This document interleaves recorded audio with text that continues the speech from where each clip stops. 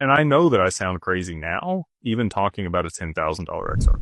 People are like, get out of here, dude. Like 10 to 13 bucks is the top on this cycle. Just stop talking about these crazy numbers. But in reality, if you look at the global macroeconomics and you look at the value proposition for the network itself, I'm highly confident that it will achieve those numbers. And it is because, if you looked at the market cap at that point, it would seem incomprehensible to most people to have quadrillions or septillions of dollars on chain.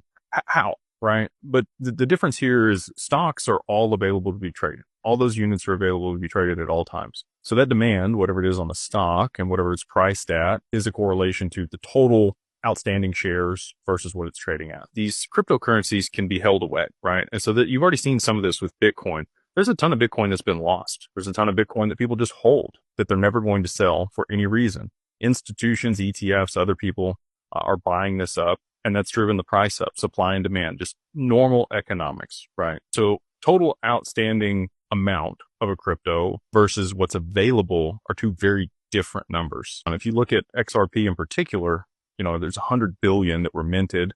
There's less than that now because a little bit's burnt every single day. It'll last, close to 50,000 years at the current burn rate, which people are like, oh, it's all going to get burned up. Not anytime soon.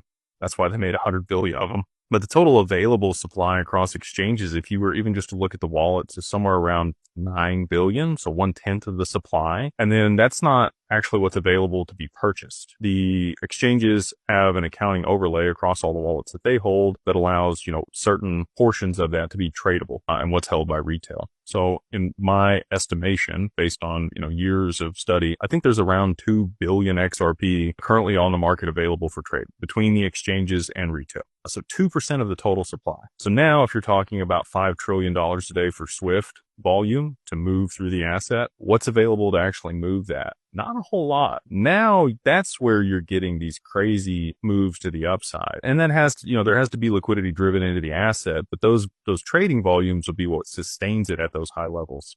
And so I think that that's the paradigm that a lot of people have a hard time getting over, is the actual utility of these networks hasn't even occurred yet. All of this is speculative, but they need to be, again, like I mentioned earlier, once they drive the liquidity into these networks and issue stable coins and there's volume, then they'll be able to use it in the capacity that a lot of the people that are invested here are hopeful for. That's how I think we can get to these crazy high valuations, is again, just traditional supply and demand, but a much smaller supply than people think is available is what's available. And then I think that demand for these assets, when there actually is utility, will be astronomical.